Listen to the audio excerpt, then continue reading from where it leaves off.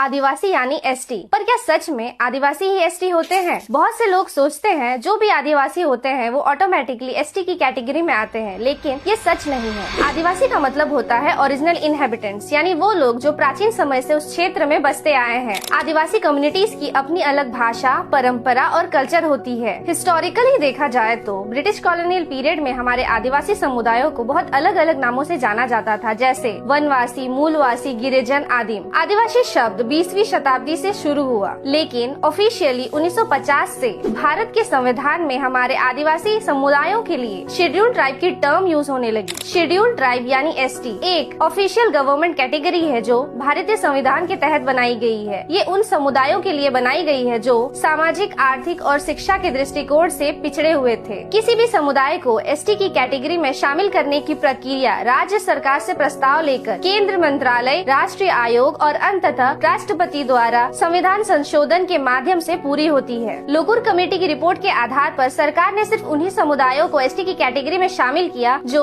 इन criterias पर खरे उतरते हैं, जैसे प्रिमिटिव ट्रेड्स या अलग जीवन शैली का होना, अपनी डिस्टिंक्ट भाषा और संस्कृति का होना, लो लिटरेसी और लो इकोनॉमिक लेवल होना। इन कम्युनिटीज को एसटी कैटेगरी में शामिल करने का मकसद है उनको job reservation, government schemes, educational support और पॉलिटिकल रिजर्वेशन मिल सके। ये एक तरह से उनका अपलिफ्टमेंट और प्रोटेक्शन का स्टेप है। बहुत सारे जनजातीय समुदाय को एसटी लिस्ट में शामिल किया गया, लेकिन कुछ छोटे और आइसोलेटेड समुदाय ऐसे भी है जिन्हें एसटी लिस्ट में शामिल नहीं किया गया। वे अपनी कल्चरल और ट्रेडिशनल आइडेंटिटी को प्राउडली कैरी करते हैं और उनका कंट्रीब्यूशन हमारी सोसाइटी के लिए कम नहीं है। हमारी असली रिस्पॉन्सिबिलिटी है कि हम आदिवासी समुदायों को समझें, उनके रिच हेरिटेज को अप्रिशिएट करें और उन्हें सम्मान दें। हर एक आदिवासी समुदाय, चाहे वो एसटी लिस्ट में शामिल हो या ना हो, भारत की कल्चरल डाइवर्सिटी का एक प्राइसलेस हिस्सा है। उनकी अपनी डांस, गीत, भाषा और संस्कृति हमारे देश की असली शान है। इसलिए हमें हर तरह की डिस्क्रिमिनेशन और बायस को तोड़कर एक पॉजिटिव और इक्वल सोच अपनानी है और अपनी सोसाइटी को इंक्लूसिव और स्ट्रॉन्ग समाज बनाना है। जोहार।